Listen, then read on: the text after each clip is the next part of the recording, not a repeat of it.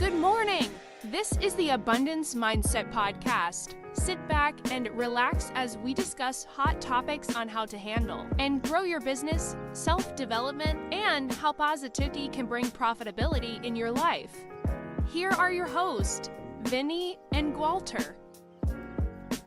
Hey friends, this is Vinney Chopra. Thank you for liking the episodes that we bring, the guests in our podcast. Please do go to vinneychopra.com and free benefits so that you could get a lot of good things, goodies, all that. And also, please follow Walter and I do a show, Abundance Mindset, on Thursday morning live, which is on 9 a.m. Pacific, and also Vinney and Bo show, which we also go live on Friday at 9 a.m. Pacific. See you on the other episode. Take care. Enjoy this show. In case I say something smart, or in case somebody decides to sue me later because I taught you how to buy houses with no money down and then you went out and did it and scammed somebody. Do me a favor. Do all your deals morally, ethically, and legally. Show of hands if you agree. Morally, ethically, legal, everything. All right, before we get started, we will talk very quickly about what the 12 desires investors want. If you are a real estate agent, Geo, cool, this is good for you. If you're not a real estate agent, but you do want to raise capital from people in the future, you do want to know what real estate investors are thinking like. And if you do work directly with real estate agents, this is a very good strategy for you to be able to have this conversation with real estate agents, because not all of them are doing things the right way. Who here knows a lot of realtors who suck? We all, once you're in the business long enough, you're going to know a bunch of realtors who suck. So our goal is to make sure that less of them suck. The beginning of this webinar is working with investors, and at the end, I will give you the 27 strategies to buy real estate with no money down. And then as a bonus, if you want the bonus, stick around to the very end. I will give you an additional 20 strategies to buy real estate with no money down. Show of hands if that's cool. In fact, I will give you a downloadable PDF that is how to buy real estate with no money down, 27 strategies, and then I'll give you an additional 20 in webinar format. We're here to do working with investors involves the 7 core desires of real estate investors, what they seek. And before we get started with that, first I want to explain the 4 types of leverage. There are 4 types of leverage that all real estate investors, all business owners, all entrepreneurs, all human beings on this planet either leverage or are leveraged. The first being people leverage, labor, skills, knowledge. Either you employ people or you are employed by other people. Show of hands if that makes sense. That's how the world works. Excellent. The second form of leverage is money leverage, capital, credit, cash flow. Either you have it or you want it, but this is a form of leverage that will help you get to the next level, income-wise, happiness-wise. Third, audience leverage, attention, market, or clients. If you don't have them, you wish you had them. And if you see somebody with them, you know why they're able to do whatever they want, because it's a different type of leverage. The fourth one is technology leverage, AI, robotics, applications. We can all think of somebody who's crushed it because they had one of these nailed down. Awesome. So all 4 types of leverage, if you can grasp all 4, oh my God, amazing. But if you can just nail one of them, again, you can be a billionaire just by nailing one of them. In fact, I can think of a handful of billionaires just on technology. True or true? I can think of a handful of billionaires just on audience leverage. I'm thinking Kylie Jenner, just audience leverage, billionaire. Money leverage, Grant Cardone, right? Every single company on the stock market has learned money leverage. And then people leverage, Walmart, 1.5 million employees. The US government, security department, 2 million employees. Just thinking people leverage, just some big companies out there. In fact, hospitals leverage a lot more people than most businesses. So we're going to talk about how to get your money right, how to get the desire of investors, and we're going to talk about the 27 ways to buy a house with no money down. We will get to that. That will happen today. But first, this is your last chance. After this, there is no turning back. You take the blue pill, the story ends. You wake up in your bed and believe whatever you want to believe. You take the red pill, you stay in Wonderland, and I show you how deep the rabbit hole goes. Remember, all I'm offering is the truth, nothing more. Show of hands if you're familiar with the Matrix. You understand what it means to take the red pill? Let's go in then. If you're still here, We'll go all the way. Very quickly, where do we think the market is? So let's stop thinking and let's just take a look. This is where the real estate market is. This is where prices were as of January 25, 25th of 2024. So we know this is where the market is. And right here is a top. Looks like a top. If you've ever charted the stock market or anything else, it looks like a top. In fact, this is something called the market cycle. If you can see the market cycle, seen it before, it's not your first time, drop in the chat where you think we are in the cycle. Are we in optimism, excitement, euphoria, denial, fear, panic, depression, hope, or back to optimism? Keep going. There are 21 of us. So drop your opinion in the chat. Where do you believe we are in the market cycle right now? Where do you think we are in the market cycle? And here are the titles, and here's where I think we are. I believe we're in euphoria. So if we go back and we look, click, that there is not a full complete drop. That's not even halfway. It might even just go sideways a little bit. It could just keep snaking to the right a little bit further. So my thought as real estate investors, as entrepreneurs, as business owners, people who are looking to scale up and make wealth and get passive income, buy a house with no money down, just keep in mind that this is probably where we are in the market. And we could stay there for another year or two because the market moves slow. It took 4 years to go up as much as it did. And it may take another 4 years to go sideways, or it could go down a little. This is what we call a gold rush. So fans, if you're familiar with the gold rush, how that worked, a lot of people got a lot of money. The people who made the most money were the people selling the picks and shovels. According to legend, anyway, that's how the money was made in the gold rush. So this is a gold rush. How do we make money during a gold rush? We learn to work with investors. The average home buyer buys one house every 7 years, but the average real estate investor buys 7 houses every single year. Show fans, if you'd like to buy 7 houses every single year, excellent. Your cash flow would be pretty intense, wouldn't it? Big net worth. All right, so there's 2 types of investors. Learned this over the years. First, our prospects. These are actual buyers that are looking to buy property. And then there are suspects. And suspects are investor wannabes that are not quite ready yet. And if you work with investors, they're going to keep you busy, buzzing around, doing a whole lot of nothing. So we keep an eye out for prospects. Who here has seen the value equation before? Very familiar with it? I'll talk about it again at the summit anyway, just because the value equation is that pivotal and important to business. We want to stay above the line and increase that. On the below the line, we want to decrease that as much as possible. So the top of the line, that's dream outcome. So every investor ever who's going to invest with you, their dream outcome is more money. That's really what they're looking for. They want their money to come back to them, or more impact. They want their money to go further. They want it to do something really cool. And like Michael Shine and Tesla, if it can make more money and go further, better. So we want to have impact and increase our income, increase net worth. We want to increase the perceived likelihood of achievement as well. We want to make sure that they know that it's possible for them to get their money back, which is why most investors who raise capital or do a very good job investing other people's money, they have great documents put together. They have PPMs, they have webinars, they have PowerPoints, they have a package that they can hand you, and you say, yes, I want to invest in that because I understand it. Because the perceived likelihood of achievement is there. It's documenting your resume. It says, I've done this many deals, my team's done this many deals. This is why the deal is such a great deal, and this is why you should invest with us. Investors want a simple transaction. They want to get their money back as fast as possible. And so the faster it comes back, or the faster they start getting a return, the better. And then effort and sacrifice, the less risk they have on their money, the better. So their goal is always to reduce effort and sacrifice, risk. Most capital raisers just stay on the top here. They're just like, you're going to get a return. It's totally possible. But a great capital raiser will focus on decreasing these bottom components, how fast the investor gets their money back, how little risk they have, reducing the amount of risk, because money likes security. Money loves security. Money likes growing, and it also likes not dying, not disappearing.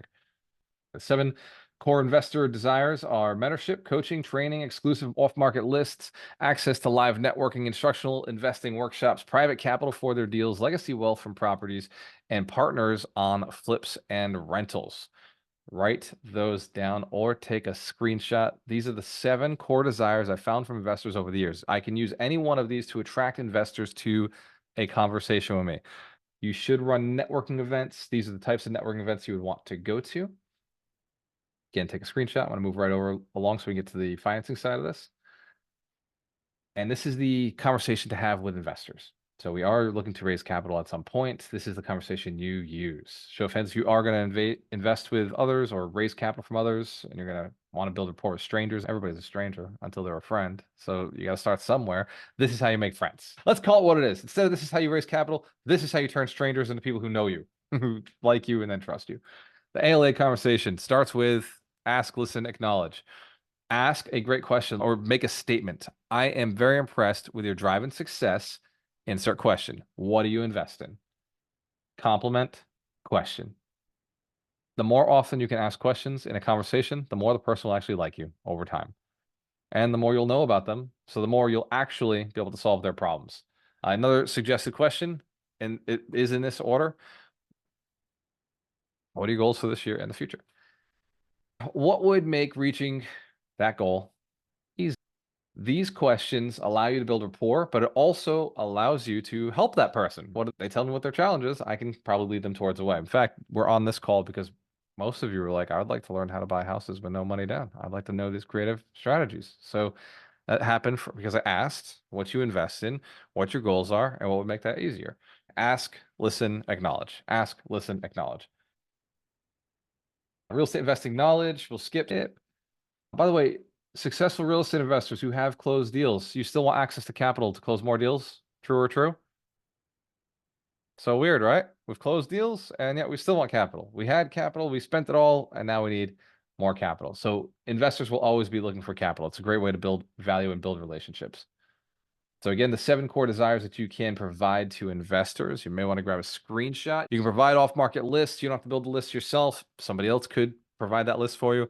You can provide access to live networking events. You don't have to run the networking event. You just be like, hey, I'm going to a networking event. You can get access to paid investor workshops. Sometimes I go to people's workshops. I just text other people and be like, hey, you should come with me. Come to a workshop that I'm doing right now. Raising capital for investors' deals. Sometimes I build relationships with investors who invest with me later just by taking their money and investing into somebody else's deal. In fact, I had a guy today. He was like, bro, you got any syndications going? I was like, no, I don't.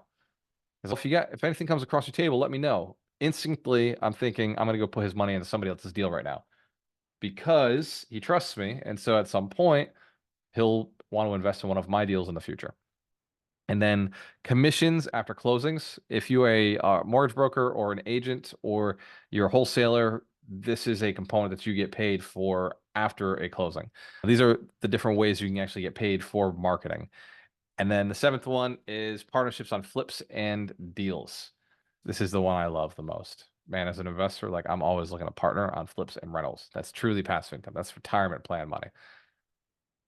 7 core desires. We got that off the screen.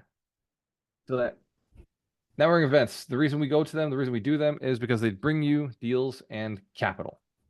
So even though you don't need the capital right now because you don't have a deal, you should be going to networking events because at some point you are going to need capital because you are going to do a deal. True or true? Deals will come. Yes? All right. Be at networking events. There are different types of networking events you should be at, especially capital raisers. Let's do it real quick. You need real leaders, sailors, you need realtors, you need active investors, you need passive investors, and you need coaches and mentors because those people stir the pot. They keep everybody kind of doing stuff. You end up with dead groups. Without a leader, you end up with no group. Without wholesalers, you end up with no deals. Without realtors, you end up with no negotiations closed. And without active investors, well, nobody becomes a millionaire because nobody's doing any deals. And without passive investors, nobody's got capital. So fantasy, every person on this list should be in a networking event. If one of them is missing to that degree, that community isn't developing the way they should, and you're not going to get the value that you're looking for. You can bring those people to the event and round it out. You can be a person who brings those components, and then the group will start moving again, and then you'll have whatever you're looking for, if it's deal, if it's money, or if it's labor. Does that make sense? Simple philosophy, simple formula. Awesome. All right, let me shift gears now and get into the financing side of things. And there is an article I wrote a while back, which I'm going to give you access to as well. This article was for raising capital, doing deals with creative financing. 27 ways to buy a house with no money down. Who knows who Vinney Chopra is? All right. Okay. So Vinney went and paid Dave, write this number down, $150,000 to learn how to invest in syndications, to learn how to invest in multifamily. But his wife told him, you cannot spend $1 on this business. because him and his wife were already retired. They were already successful. They were in their 50s. And Vinney said, I want to go learn how to do multifamily syndications. And his wife said, no. Do you know what Vinney did? Vinney went and borrowed $150,000 from an investor and said, I'm going to learn how to do multifamily syndications. Dave Lindahl's program, I think, was $30,000. And so he bought not only the program for himself, but 3 other partners. And they used the other $30,000 as starting capital to get the business going. Show fan if this already sounds crazy, but that's the power of a wife, right? Made him creative. Vinny, you want to do it? Cool. Go find the money, but it's not coming from the money we've built and protected over the last 50 years of us living. They're 72 years old now. Vinny's 72. And his wife told him at that point, they were in their 50s. No, you can do it. I'll support you, but you're not spending any money. So he spent $1,000. That was all he was allowed to spend, was $1,000 to go to the training event. And at the training event, boom, program. Now, unfortunately, 2 people that he paid for within weeks disappeared, gone. He got them into the program. They flaked. They fell by the wayside. They became just not part of the team anymore. So now Vinny still has to pay this guy back, right? But he's got 2 people off the team. The other 2 partners helped him buy $1.6 billion worth of real estate over 14 years. What we're about to show you comes from the guy who taught the guy who bought $1.6 million worth of real estate. Cool? All right.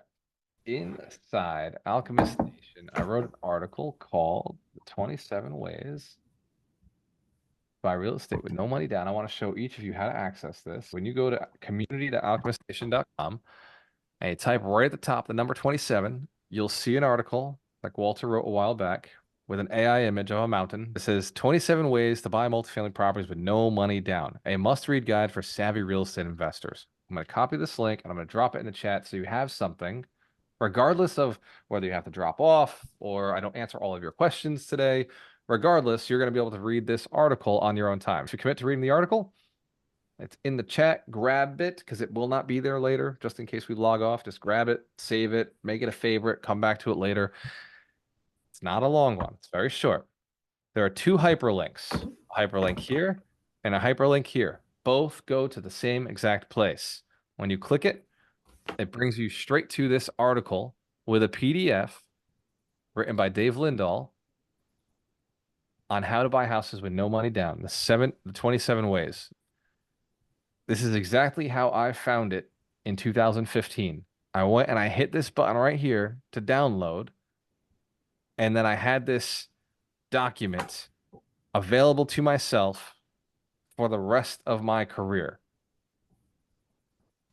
If you've ever heard me teach anything on creative financing, it's because I read this document in 2015 and I started implementing those things. Whoever believes that you could read something like this, memorize it, and then go into negotiation situations, yeah, I'm not gonna do that. Am I not downloading this thing? It's not downloading the way it used to. It's not free anymore. I Sorry, tried it guys. as well. Looks like you got to go spend the $11. I apologize. Now we're gonna go through it one by one. So number 1, creative financing strategy that everybody uses is owner financing. There are many types of owner financing, also known as seller financing. Type 1 is asking for the principal to be paid at a certain later date. This is no interest. This is just, hey, I'll pay you in the future. I did a deal like this years ago. This was when me and Ron started partnering up, and it was, I think, 2016. And Ron and I just, dude snaps me, says, I need you to buy my house. I was like, okay, what's the deal? He's like, 5 family seller financing. I was like, shit, all right, it's 5 family for 170,000. Then I find out he bought it, seller finance, from his uncle or family member. So then I get in touch with the actual note holder, because this guy owns the house, but the previous seller is the one who owns the mortgage. I contact him. And I was like, hey, man, I'm going to buy this house from your nephew, and you're still in charge of the mortgage. I'd like you to stay on the mortgage. Would you do that? He said, let me come up and meet you. He drives all the way from Florida up to meet me. We sit down. He finds out I like cigars, so he brings me a cigar. And I was like, dude, this is pretty cool. Thank you.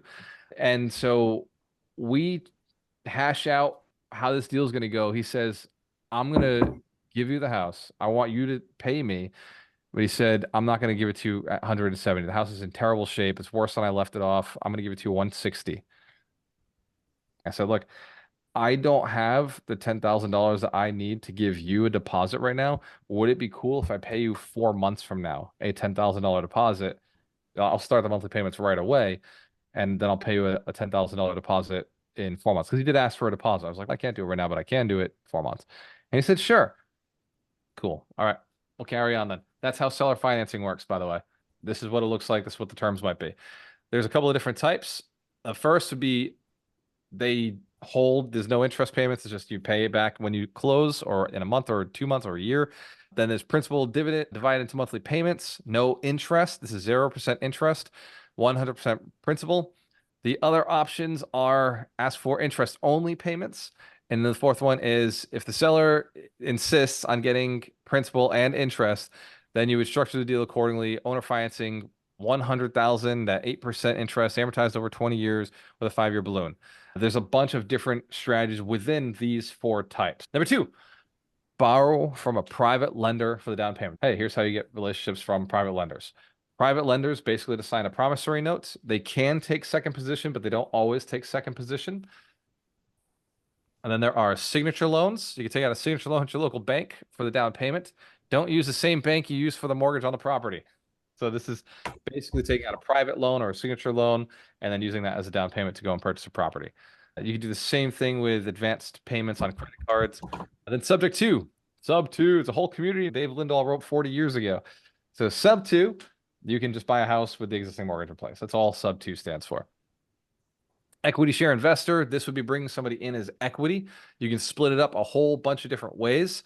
For example, an investor gives you 20% of the purchase price to put down on a property. In return for this down payment, the investor will get 20% of the monthly cash flow and 20% of the profits upon sale of the property. You could also do equity share, where you do 50% ownership of the property because they brought the money. You add up the cost and have the money given back to you at the closing. Has anybody heard of people walking away with money at the closing? That can be done through repair allowances. Refinance with the seller carrying back a second position. This scenario is very similar to the equity share owner situation, but the owner does not become an equity partner. They become a second mortgage holder. This saves you a great deal of money on the long run because you don't have to give up 20% of the profit and 20% of the equity. This is how I've done most of my deals. The large majority of my seller finance deals are partial seller. I call it partial seller financing, where they take a second mortgage on the property. Create paper, write a note secured by a second mortgage on your house or other real estate in the amount of the seller's equity. One of the things that a seller thinks about when you can borrow the down payment for anything else that you hold ownership to. This includes equity in other real estate, notes you own, personal property services. The list does not end. I have seen people do deals over boats. I have seen people do deals because they managed a property for somebody. They said, look, you manage this property, I'll give you this one for free. Things like that happen in real estate. Sometimes people barter and trade. And you can use part of the seller's property as collateral to borrow the down payment. Many times you will buy a multifamily building that has several different parcels associated with it. To get the down payment, get the property under contract and coordinate the sale of one of the parcels to use as your down payment. This is complex, but it is possible. Me and Ron have bought properties, 3 buildings on the same exact parcel. We just bought 4 buildings on the same exact parcel. And we're looking at the 2-family saying, man, let's just sell that 2-family and use that as money to repay ourselves back some of the money we invested initially and get some of our investors out. So you can do that in reverse, where you can actually close on that parcel in advance and say, hey, that's my down payment, and pull the money out of a property that's separate. Sell off dirt, timber, or plants. Sell shit you own. Sell dirt to landscapers, sell trees to lumberyards, and sell the plants to nurseries. There's a lot of money in the dirt. Use it for your down payment. Let's see, when Dave was just starting up, he offered to a partner with a wealthy friend of his to buy 48-acre parcels, a parcel that he thought could subdivide together, not having money. He offered sweat equity and the fact that he found the deal as the basis for his partnership. After inspecting the property, he decided to buy it behind his back, and it had 4 huge piles of gravel on the property. Turns out the gravel was worth almost $2 million. He bought the property for $340,000. That was the only time he lost $1 million in real estate. Of course, he lost a friendship, not because of the money, but because he was not honest with him. This is a good lesson. It happens. My mentor has one person who was a good friend of his, And because he went and closed the deal without bringing him in it, they've to this day can never mend that relationship. Lost out on it wasn't, but it was just the dishonesty. He said, "Look, I'm not going to do the deal without you," and then he went and did the deal without him. Had he come and said, "Hey, I'm going to do the deal without you," that would have been a different situation. But this is business. Substitution of collateral. If you are purchasing a property below value, A, you may be able to transfer the collateral from property B to property A. This would free up the equity in property B to use as the down payment. Me and Ron once bought a 3-family and a 5-family on the same lot. The bank only held us accountable to the 3-family. So when we sold the 3-family, we owed no debt on the 5-family. We ended up with a paid off 5-family building because we bought it with something else, but we put all the debt on one building. Show of hands if that makes sense. It's really cool to end up with houses paid off just because you bought them all at the same time. You can issue stock, form a corporation, and issue stock to sellers for their equity. It solves their management problems and starts a real estate business for you. They get an equity position in the company by trading paper. We would just create a fund and then say, look, you're going to get stock and we're going to pay you a dividend as a dividend owner, and we're just going to take over the business for you. This is something we said Alchemist Nation one day should do this because it'd be a great way to acquire a bunch of real estate, to solve the problems of the owners not getting their cash flow anymore, but also remove them from having to manage the assets. Acquire with future profits. Acquire the property on an agreed price with the seller's equity to be paid out of future profits as the project is turned around. This is great for flips. Tax credits. The government has a program that involves low-income housing tax credits. These credits are like gold because they allow you to substitute, get substantial reductions on your taxes as long as you rent to a certain number of low or moderate income tenants for a given period. You can even take those tax credits and sell them at a discount to corporations that are looking to reduce their taxes. The money you get can be used as a down payment for the property. Sometimes you get so much money, you can use it for a down payment for several properties. And he actually gives an example of Justin Anderson, the student he mentioned earlier, who also bought a 170 unit building using tax credits. He has a $22,000 a month positive income from that property. Man, I love a good testimonial. This is something my mentor was doing recently. He bought a school. Well, he bought it for $40,000. And he used tax credits to do all the renovations on the building. So there's a lot of different ways to use the strategy, not just on acquisitions. Hard money. Who's heard of hard money? Show fans? Yeah, I love hard money. We close a lot of deals with this too. When you're investing in multifamily properties, hard money is also called mezzanine financing. If the loan to value ratio is 65% or below, many mezzanine lenders will finance you with no money out of your pocket. Why? Because the value is in the property. If you default, they simply take the property, sell it for 85% of the value, and still make money.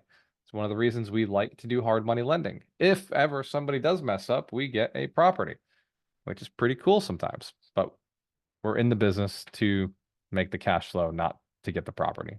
I want to be very clear. We've never had to foreclose on somebody, but we would, and it would be very profitable for us. Family loans. Do you have a family member who has big bucks?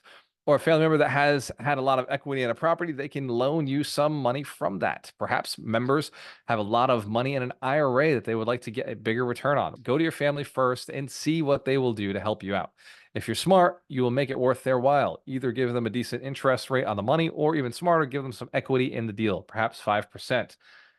My mom, she actually didn't even bring money to the deal. She just gave me her credit. She ended up purchasing a house, her credit, because my credit was shot. And so she ended up, I brought the money, but she purchased the house in her name. And then later on, I transferred title over to my LLC. But I gave her $10,000 for doing that for me. That helped me get credit in a time where I needed credit to close on a property. So money and credit are also things you could have your family help you out with.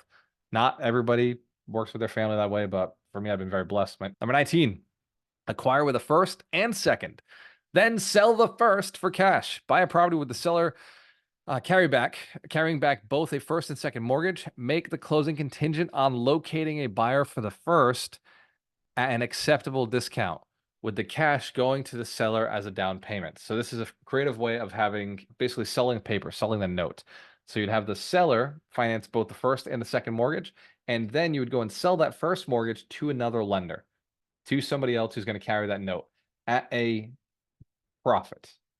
You would sell that note to that person for a fee. To explain this, we investors like cash flow. In fact, I have sold some of my notes in the past. I had a note where I was making 15% interest on it. Let me explain this one. Yeah, okay. I had a note that I facilitated for somebody else.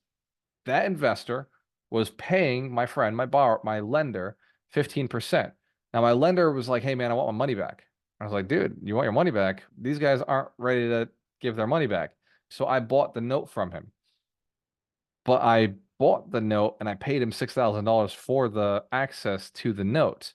Then I went back to the borrower and I said, "Hey, can you pay me a point?" So I got an extra point on the $150,000. So I made an extra 1,500. I paid 6,000 to the other gentleman, the previous owner of the note, and now that note pays me like $1,800 a month.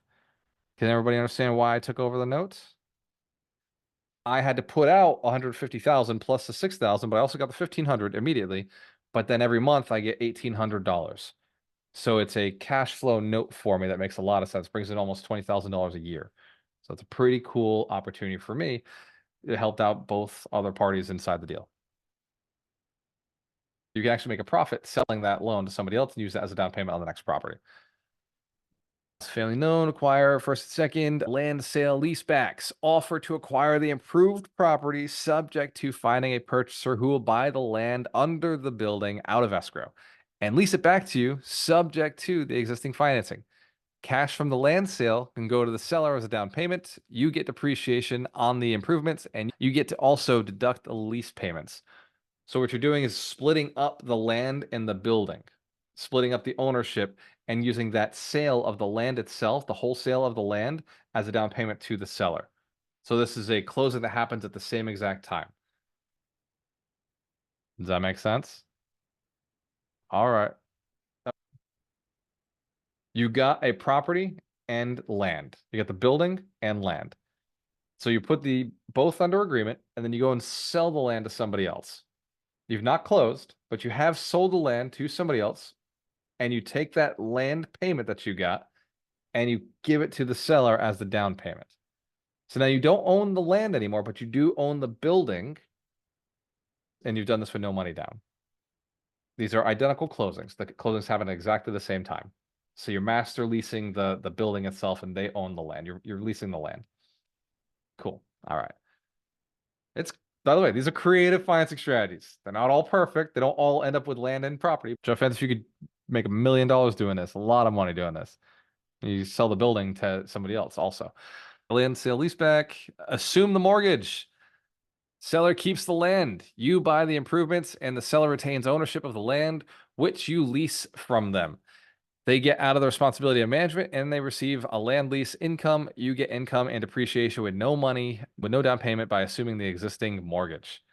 So it's a combined version where they keep the land as equity so that they don't need the down payment anymore, but you're taking over the mortgage for them. So without having to go and put your credit on the line, you're just taking over the mortgage that they already had in place, which sometimes wipes out any kind of equity gap there is. And for them, it's cool. Now you're leasing the land and you're getting the building. They eliminate all their headaches, but they still have an asset they can pass down to their kids. Pledge future income as a down payment. If you have a secure job or future investment income, negotiate with the seller to have your bank deduct a specific amount from your checking account each month until the amount the seller wanted as a down payment is made. You get immediate ownership and the seller eventually gets the down payment. So you can negotiate a time when you're going to be able to do the down payments, or you can break the down payment up into monthly fees or a 2-year strategy. Offer 1 year's income in the form of free rental or down payment. The seller gets to continue using the building for the year in lieu of the cash debt, and you get ownership with all the burdens and benefits, but without the outlay of cash. We've actually done this before. I've seen a lot of people do this before where the tenant wants to live in the owner is in the 6th family and they want to stay living in the 6th family, or they have a niece or a nephew or a grandkid or a child that wants to live in the building for a year. So while they do the sale, so that's built into the purchase and sale. And because of that, you could say, hey, look, I'll do that, but you're gonna take a second position, and that's gonna be you're gonna pay, I'm gonna pay you a mortgage, and that's how I get away from having to do this down payment. So if that makes sense. You can negotiate usage of the building for a time. All right. And then the performance second, used in variations involving cash as well as sometimes without cash. The performance second is designed to test the seller's faith in the value placed on the property. Buy at the seller's asking price with payments on the second mortgage subject to the income on the property. If income is less than the seller was representing, then the payments he receives on the second will be less than he would like. But if the net income is greater, the payments increase. The second mortgage amortization is consequently tied directly to property performance. This is one that I would stay away from. My mortgage I pay you is going to be based on if the property cash flows the way you said it would. I don't like it because it's too tricky. It's a lot of moving pieces, and there's a lot of other ways to creatively finance. But this is an option. I'd probably make somebody partially equity, and that would feel much more natural to me. I'd probably just say, hey, you're going to be an equity owner, and I'll manage, and you're bringing your part to the table. Still an option. Broker is a lender. If you're working with a successful broker, don't count him out as a lending source. Consider that he will receive a commission out of the down payment. There is often possibility that he might like to use a sound investment at a high interest rate. So you can do this with mortgage brokers, you do this with real estate agents and say, hey, look, you're going to get some commission here. Apply some of that to my down payment. Let's get some of that. That I believe is illegal now, but at the time it was totally legal. You could say, hey, send me a gift of this amount, your marketing fee, marketing budget. I'll give you 20 others because that one I don't really think is legal anymore. Line of credit, although it does work for hard money lenders. Taking a line of credit secured by you personally, your property, another property you own, assets you own, business, against the business or against your accounts receivable. The other one is seller insures a buyer's loan. When the seller has faith in the buyer, but the lender doesn't, arrange for the seller to insure a portion of the buyer's loan. The seller would guarantee the top 10% of the loan by depositing that amount in the bank. When the buyer pays down the loan by 10%, the seller's funds are automatically released. So this involves relationships with the seller. They'd have to like you, they have to know and trust you. So if hands we grasp, these are all 27 strategies that can also be blended together. None of them are set in stone. They're all very flexible. And as you saw, some of them even do some blending. Before we jump into the 20 other strategies for investing with no money down, are there questions? This valuable so far? You already mentioned it twice about Alchemist Nation foreseeably going to that new structure, issue stocks, whatever. So is that a situation where someone like me with a self-directed IRA could just give you money, you take care of the rest, and then it gets kicked back to me? Okay. That is correct, brother. The other scenario, the one that he mentioned here, is actually if you had a property loan, like a 6-family, we could issue you stock and then pay you a dividend going forward for the 6-family. You would now be an owner of the fund. So that's the strategy he had talked about. But yes, we are getting the fund ready. We should be done before the summit. That's the goal we set. And I know Brian is pushing to get it done in September. So we should be done long before the summit. So we'll be able to share, hey, this is the return we're providing. This is how you get into it. Because it's not a public call, we'll do a one-on-one to make sure that's right for you. I had an idea like that 2 years ago. I was wondering, are you incorporating blockchain technology with that? You guys talk about that? You want to stay away from it? So right now we're staying away from it, but I know a lot of people who are incorporating. There are options. And what I'll say for everybody on the call, like my public opinion, not financial advice, is work with funds that are specialized, right? If a fund is specifically real estate, cool, I like that. If a fund is specifically Bitcoin, cool, I like that. When they start merging, I think mistakes happen. So it's very important that if they are going to be a blockchain-based real estate company, like the title company I'm talking about, that makes a lot of sense because they're selling houses via title on NFTs, blockchain style. So that's the sort of investment that is super speculative because I don't know if they run well. I like the technology, but I don't know about the company itself. So that's where, for all investors, I would caution just because an idea is cool, who are the operators? Maybe they got a great deal in real estate, but if the operator has a history of not operating or doing terrible, they're going to lose money, no matter how great the deal is. So I would say the technology is a cool idea. And also, I'm not committed to it yet. But if I do, it'll be because it's a damn good idea and I got a great operator who can do it. Let's give Lauren a round of applause. Great question, brother. Now, is everybody ready for 20 more Hey, Qual, strategies? Yeah, go ahead. Hey, you said we have access to this here. Yeah, You bro. already sent the link. Yeah, and I found this on the internet in 2015, and I then studied it for 30 days. I just read it every single day. I did not stop reading it until I had it memorized. And I was a realtor at the time, or I was getting my real estate license at the time. I was like obsessed with real estate. I just really wanted to be successful, right? And I was studying. So when I started going out into houses, I sounded like I knew what I was doing. Right? They'd be like, "How can you buy my house?" I'm like, "Well, you know what? Yeah, because I don't have the money right now. Oh, I really need to sell." I'd be like, "Yeah, okay.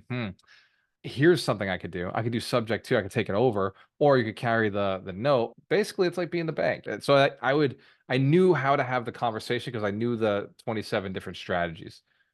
And sometimes I would blend them together, and I would do a seller financed partial notes, like they'd take a little piece, and I get the rest traditionally done, or a sub two. I was like, the only way I can do this if I took over your mortgage because you got no equity. Because I don't want to go to the bank. I don't want to get pre-approved. I literally am buying 3 houses right now. My credit's tapped. There's no way a bank will talk to me at the moment. She said, sure. If I didn't know that was a strategy, I never would have been able to have that conversation. So it's really important. Download the PDF, go down each one of these, uh, go into ChatGPT and say, hey, based on Dave Lindahl's 27 creative strategies, what are other strategies you can come up with? Or based on these 27 strategies, what one would be best for this property? Here's my situation. Here's the property. You can use Perplexity or you use ChatGPT, and you can plug these in and say, hey, based on all of the creative financing strategies for buying real estate that I've given you, and based on my situation on this deal that I'm talking about, what would be the best way for me to creatively strategize this deal? Show of hands if that makes sense. We understand how to use ChatGPT and how a prompt like this would be like ridiculously valuable for you to have all these different creative negotiation strategies. And it has to be specific to you, and it has to be specific to the seller. That is how creative financing works. Not every house is going to be a great subject to. In fact, you could lose money on a sub two. Not every house is going to be great seller financing. You lose money on a seller finance deal. Doing it in a way that works for you and works for them. And also be cautious with ChatGPT will make it very equitable. You don't necessarily want all your deals to be equitable. You may want them to be favoring you in some cases. So ChatGPT may say that good stable interest rate would be 8%. Those statements help you get around some of the walls that ChatGPT puts up. Yes, I will put it in the chat. I see you. You got there. It is. Here is the article. Then inside the article, just click on the hyperlinks that I put in there. All right. We're ready for 20 more? We want the other 20? All right. Thumbs up if we want the other 20. All right, cool. Let's go. And I want to be honest about these 20. I Googled this. This was before ChatGPT. I just went out and said, hey, Google, what are creative financing strategies that real estate investors use? So I'm going to just list them. And it is so cool because they're in addition to what we just learned. There are a lot of ways to invest in real estate. And that final one, creative financing, including seller financing, contract for deed, or lease purchase agreements, that's the other 27 that we just looked at. There's a lot of ways to finance a real estate deal. Wow, money's not the issue. My ability to negotiate might be the issue. The fact that I didn't know what to say previously might be the issue. Wow, it's not that I need to raise capital. That's not why I'm not buying real estate. It's because I haven't submitted an offer on a property. That's probably why I'm not buying real estate. For other resources and free courses, you go to alchemiststation.com. Our goal here is to build millionaires. Our goal is to help more people get to that next level. So if you have not already done so, go to alchemiststation.com, get the free millionaire path report, do all the free stuff, right? So with our focus being large multifamily properties, I know you mentioned partial seller financing and hard money lending. I was wondering if there were any other strategies that you would recommend that you've had success with. Yeah, agency debt. I like agency debt. And I also like really seller financing when it comes to the commercial side. Partial seller financing, assuming the mortgage, like mortgage assumptions are pretty common in the commercial side. The partial seller financing, though, that's one you can buy the LLC that the property's held in. Just transfer title. A lot of times, the seller will have an equity position, so you can have the seller refinance the property in a single LLC, separate LLC from all their other assets. Just have them refinance the property in that LLC, and then take over the LLC. No money out of pocket. Just take it over. It's in the LLC's name. It's not in their name. It's in the LLC's name. They do the refinance. It's at a higher interest rate, so they're not going to like that, but they get their cash out, right? So they're able to cash out their money.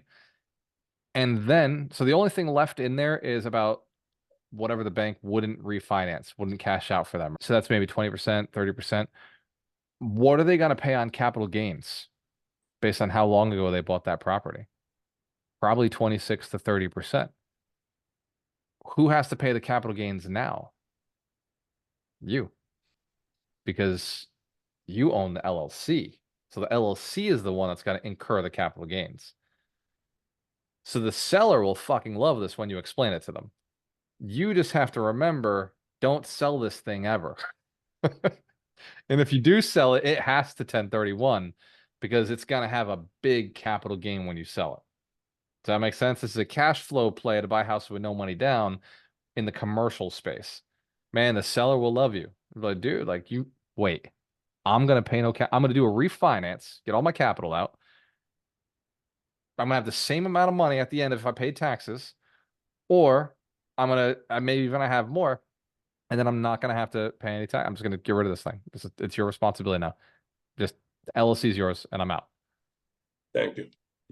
Yeah, that's a creative one for bigger deals when you buy a whole portfolio. That works very well. Solve the problems of the seller, right? That was one of the seller's issues I had. Seller was like, dude, like I don't want to pay the capital gains. What if I paid the capital gains? They're like, wait, what? Yeah, you do the refinance. I don't want to do a refinance. I don't want to finance the thing. You don't want to pay capital gains. Let's work together. You refinance it. You get all that capital, and then I go and take this thing over, and I'll just never sell it. Go ahead, Rachel. Let's give Larry a round of applause. Great question, brother. When you take over the LLC, are you taking over whatever the credit is? If there's credit issues or business problems that happened, or if they were sued? Yeah, you're Okay. taking over Yeah. all of it. So it can be negative or it can be positive. Maybe they have lines of Yeah. business credit under that LLC. Maybe their credit is outstanding on that company, and they never even considered that as part of the value of the company. You shouldn't have to worry too much, Rachel, because usually if a investor's getting sued, they disband the LLC. Usually it's like the first thing we do. So most LLCs that are around that are holding property probably don't have a lawsuit on them. But you should check, and you should find out before you acquire an LLC. And then, yeah, were you saying that you'll be paying taxes as taking over the LLC on the capital gains? Is that what you said? Only if you sell The it. person buying it? Yes, because the LLC is the one that owns If those you- capital gains. So you being the new manager of the Okay. LLC, but you could always do the same strategy, right? Refinance the property and transfer the LLC to somebody else. Yeah, that's true. Just keep it in the LLC. The game just keeps going and pass along. The You just let the next owner know, hey man, I wouldn't sell that. You wouldn't believe how much capital gains sit on that. Yep. Oh, that's good. So, Okay. Yeah, that was my question. Thank you. You're very welcome. Let's give Rachel a round of applause. Great question. Go ahead, Lauren. just to make sure I got it right, this particular circumstance, say I walk up to a guy, right, commercial real estate. He has it. It's not an LLC he's worried about. Let's say, hey, you can turn this thing into an LLC, blah, blah, blah, and we do it now. Is that what you did? What's the turnaround time with that? Yeah, they can make an LLC in 2 or 3 days, and then they do the refinance. Refinance can take 30, 45 days, depends on the relationship they have with the bank. And from that point, they get their cash. They just transfer ownership of the LLC to you. That's a quitclaim deed. That's actually not a quitclaim deed. That's just a document ownership, whatever it's called, like ownership documents being rewritten. All right. So the very first commercial real estate deal I do, if I do one, I'm going to try this. It's worth it. And Lauren, it's a great strategy, but a seller finance strategy could be just as valuable. Like you try them all. You test based on the property and where you're at and where the owner's situation is. But yeah, I pitch this one every single time. This one to me is just, yeah, I can just take over the LLC. You're like, it's the easiest thing in their world. if they need a down payment. If they're like, I'm obsessed, I need the $100,000. Okay, maybe you go do a refinance because I don't want to do that mess. All right, you do the refinance, and then I'll just take over the LLC. You get all the cash, and so awesome, Lauren. I like that. Great strategy. What other questions? Questions or shares? Was this valuable today? Show of hands, we got a lot of value out of this. I don't know, man. I'm older now and I'm allergic to taxes, so I'm all about, and I do the self-directed IRA. If you want to do something specific to that, I'll be with it. But I realize a lot of people in your audience may not be having that 401k want to do something like that, but it'd be beneficial for me. I like that. Who here? Okay, so Lauren, check this out. It'd be beneficial for you to learn as you have a 401k you'd like to put to work, right? Get it to use properly. Show of hands if you guys would like to raise capital from other people who have 401ks. All right, yeah. So there's always a way, Lauren. We can always find a way to talk about a topic. Awesome. I like that. Send me, Sana, do you mind just sending me a reminder that next week, just shoot me a text. Just say, hey, Walter, you said you were going to teach self-directed 401ks and self-directed IRAs. And I will see if I can get Gary to bring on, we have a sponsor in Tampa who actually does self-directed 401ks. So I'll see if I can get him on. And if I can't, then I'll just show you what I know. I'll talk about the rules, the laws, how they work, when they make sense, when they don't make sense.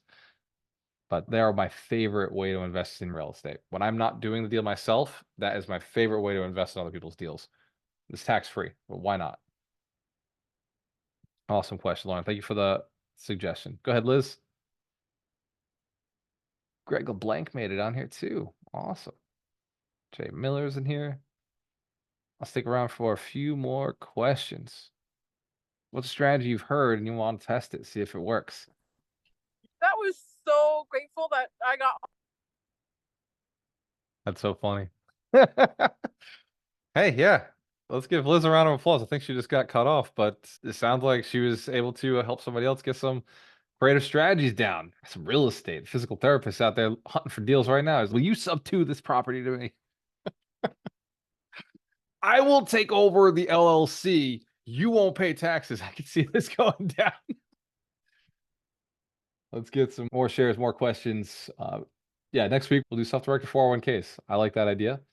And it's really good for raising capital. It's totally in alignment with what we're doing right now inside Alchemist Station's mastermind as we're getting closer. We're 79 days out to the summit, which is exciting. Show fans, if you already got your ticket to the summit, already got your ticket, make sure you get your hotel. Get the hotel to the summit because it goes fast. There's 400 people coming. I'm looking at our landing page right now for the summit. And even though this hotel is huge, like that is a big hotel, it's not as big as it looks. It does not fit 400 people inside when we go. Definitely make sure to get your hotel booked in advance. I'll drop the link in the chat if you haven't bought your tickets yet. Do that sooner than later. Hey, Walter. Go ahead, Gio. Yep. Just to quickly share, that's so true. Todd and I were going to be sharing a room, and right before I reserved it, I was checking out just normal occupancy. They're completely sold out. If it wasn't for the blockage that you guys reserved, we wouldn't be even have a room as we speak right now. So definitely, people got to move fast. Very cool, man. Yeah, Dorena made sure we did the block. That was something that we were asked for last year and the year before. So every year we do block a fuck ton of rooms off. And the whole 12's like, are you sure? And we're like, yeah, we'll hold them. So it's good. I'm glad you got your tickets all set. And it's cool to see you guys rooming up. Man, I used to do that all the time when I was like 2016, 15, 17, when I was traveling, like going to all the courses and seminars. I had like 6 guys and I would just like text them, be like, dude, you going to this one? You going to this one? You going to this one? And whoever was going, be like, who's getting the room?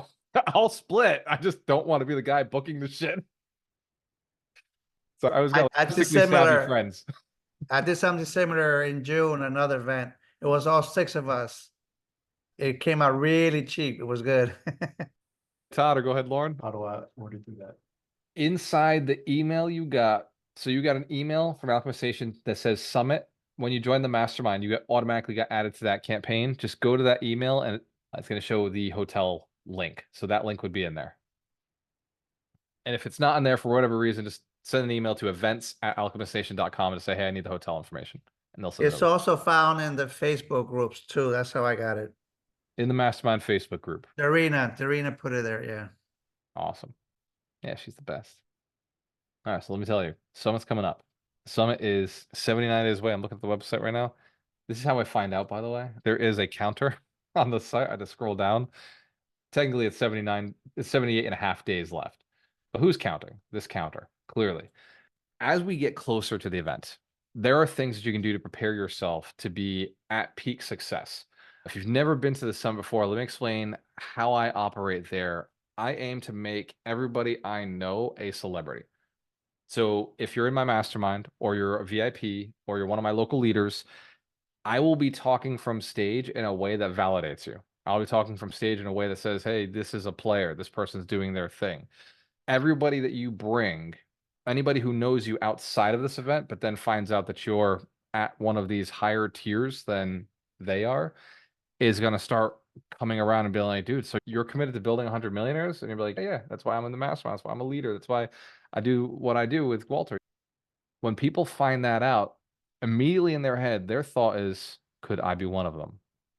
Like, how do I be one of them? Like, Lauren's on this mission. Like, shit, I got to stay close to Lauren. Like, Lauren, what do you need me to do? You need me to call sellers? You need me to call like people? What do I got to do? Team. So your goal is when you bring people to the summit, just stay close to them. Be around them, hang with them, don't disappear. Like, obviously, if you brought annoying people, learn your lesson.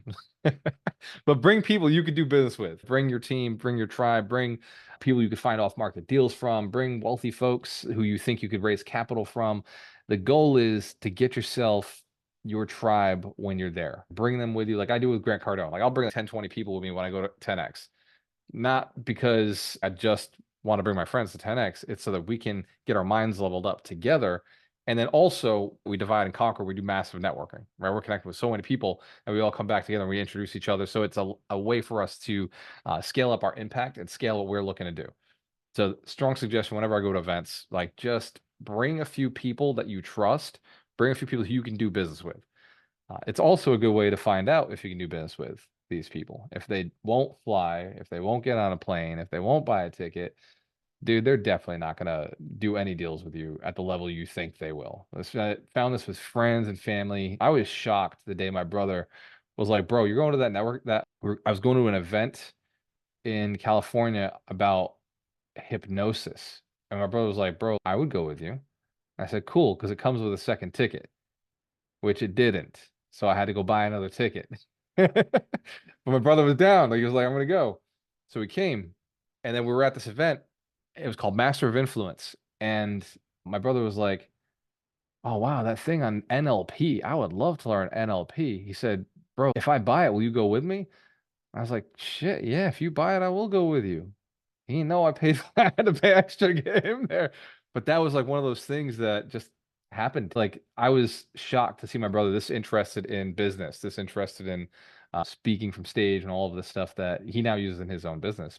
So you never know. I invited everybody, but one person decided to roll with me. And then when I went to 10X, I had a big sales team. I invited 15 people and 7 people came with me. I paid for all their tickets, right? So like, to me, it was like, I'm literally offering you free tickets to come to 10X with me. And I had 15 people and only 7 said yes. You offer things. If I were you, I wouldn't pay for people's stuff. Like, I just learned a lesson over the years that get them to pay. If they don't pay, like, they don't stay, they don't pay attention. I use the summit as a recruiting tool. Any event that I'm going to, I use it as a recruiting tool to see if I can build a deeper relationship with a person. So strong suggestion for each of you to think, how do I scale myself up by using leverage, other people, and then use this event as a way to test them out, see if they come, see if they get the mission, get the message. Go ahead, Lauren. I have a mastermind new question number 50. So yeah, so if you are selling tickets, if you got somebody who's like, dude, yeah, I'd love to come with you, you send them your affiliate link. You go to portal.alchemistnation.com. And then inside of it, so this is the BNR Summit 2024. You grab your custom referral link, and you can also change the ID of it. In the back, mine says Walter8520. So you can make that sexier. But you copy that link, and it'll bring you straight to your version of the Summit page. So when somebody buys a ticket, if it's a general ticket, you get 50%. And if it's a VIP ticket, you get 20%. So either way, you get either 100 or 200 bucks when somebody upgrades. So that's what, like, in the mastermind, if somebody uses your link to come to the event, just remember, like, you made 100 bucks, like, use that as like the way to buy them a drink at the summit or something. Like, take that money and then reinvest back in that relationship, right? You want to bring people who you can either do deals with, raise capital from, or they're going to be laborers in your business, property manager or a realtor or something. So I know it seems like small to buy a person a drink, but dude, it means a lot sometimes. Like, relationships are made. It's, dude, oh, you know what? The person got me my drink. Like, you never know what could be the thing. So, if they need an Uber, it's, dude, I got you. Like, you're getting 100 bucks from the relationship. 100 bucks not going to change your life, but maybe if you invested 100 back into that relationship, something big could come from it. Joe Hans, that makes sense. And that's a suggestion. Obviously, if you need the money, use the money. I'm not telling you what to do with it. I'm just telling you what I do when I make affiliate money. I just pour back into that relationship. Of course, unless you sell the mastermind, in which case that's like a $2,000 referral. You don't have to spend that all on them. You can do other things with that.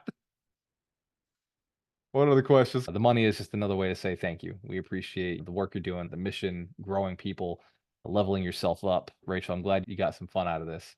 Michael Shine in the Tesla Mobile, brother, give us a share. Which of the 27 was this fun? Like, and which of the 27 stuck out to you? Hey, everybody. I like family and friends. It's key to go to the family and friends first because you already know and trust them and they can help you out. I also like the other one about, I've done seller financing before, so that was an amazing one. I did want to say that if they don't pay, they don't pay attention. I've actually paid for people to be parts of like masterminds and stuff because I was like, oh my God, this would be so great for this person. And then I paid for them and they never went. They never used it. So if they don't pay, they don't pay attention. So I used to give free tickets away. I would. Back in the day, like 8 years ago, I would give free tickets away. I'd be like, oh, because I was recruiting realtors. So I'd be like, realtors, come to this event that is being run. Like, I got tickets because I'm friends with the guy who started the event. And I would get none of the realtors to the event. And if they were there, they were like on their cell phone out in the fucking hallway the whole time. It's holy shit. Like, I hooked you up with this value, but you don't perceive the value because they just didn't spend the money. That is good advice, Mike. And actually, speaking of that house you did seller financing, the building that you did, your office, I talked to Sean Heavenor today. Do you know who he is? He knows who you are. He goes to the real Rhode Island Real Estate Investor Group. oh yeah, I know Sean very well. He's awesome. And he's done a lot in North Kingstown. He's a good investor. Good, smart. Good investor, good agent, good property manager. He's got some good operations. And so we were talking, and he mentioned, he said, man, like, if you do any kind of syndications or like passive investment deals, I'd like to get my 401k invested. He was like, I don't really know what we can do together, but I want to jump on a call with you. I'm not thinking about like, Could be. really. He could be. He could be. I threw the ninja star in his brain, so I think I planted a seed to see if he'll do it one day. But then I was like, Mike Shine, bro. Like, you need to call Michael Shine. Like, Mike would love to connect with you, and because he's a realtor, that's why I was thinking. And he's like, I don't know why I haven't thought of that. I was like, yeah, connect with Mike. Like, that's awesome. Thank you. yeah, Appreciate you're it. welcome. Hey, I got to run. We got new tenants moving into our place in East Greenwich. Just meeting them right now. Brenda's with them, but I'll be here next week. So Nice, brother. We'll see you next week. And Mike, okay. He also said that your building in North Kingstown's looking great. He said he was driving by it and he said that it was looking really good. So Total pride and ownership. We fix them up. I haven't seen cash flow on most of them yet. this is the year. Yeah, this is the year. Bye. In that case, I'll let you go rock. There is 78 and a half, 87 and a half days left until the summit. What you do between now and then is very important. Every day is very important. Each conversation, we say this all the time in the Recession Proof Challenge, 10 contacts a day. If you reach out to 10 people a day, every day, let them know what you're doing. Let them know what you do, how you serve. Ask them what they're looking for. You can start qualifying your relationships and start moving that database into something valuable for yourself. If you don't have a database yet, you got 87 days. Start today. The first contacts. I just looked at my cell phone. I got 3,400 contacts on my cell phone. I do not really use my cell phone as a CRM, and I probably should, but I bet you have at least 200. Oh, it's more than that. Put people into groups. Put little notes inside their names. Do things to remember what that person was, how you met them. I have a group called Real Estate Investors, 548 real estate investors in my phone, because there's a group that says Real Estate Investor. That group is now too big for me to do anything meaningful with it. So I had to shift over to a CRM that can automate text and send out things. But in the beginning, your database should be pretty straightforward. Go through your phone and find out who has what, who's doing what, who's looking for what. You want to know who those people are. It's all about contacts with contracts. If you're not finding out what they do, but they're not finding out what you do, man, there's so much money right there in your database. I guarantee you, millions of dollars in your database. By the summit, I would love to see a few close one deal. One sweet deal. Doesn't have to be a big deal. Just close something. Close. There you go. Larry's got one. So Larry's going to close. Larry and his team close a one for me. I appreciate it. In that case, I will see you Saturday. Saturday's Wealth Principle is Wealth Principle 40 is Keystone Habits. And the book of the week is The Power of Habit. This is what I taught last year. This version I taught last year, but I will be updating it for this year. Cheers to your success. We have a choice. Always work with the best. This Saturday, Keystone Habits. Now you got 47 ways to buy houses with no money down. You're an unstoppable force of financing. Go submit some offers. Cheers. Hey there! The upcoming episode is scheduled for Thursday. We appreciate your viewership of the Abundance Mindset Show. Tune in every Thursday at 9 a.m. Pacific Standard Time or 12 p.m. Eastern on various social media platforms hosted by Vinney Chopra and Walter Amarello. Don't forget to subscribe, share your comments, and leave a 5-star review. Thank you for your support.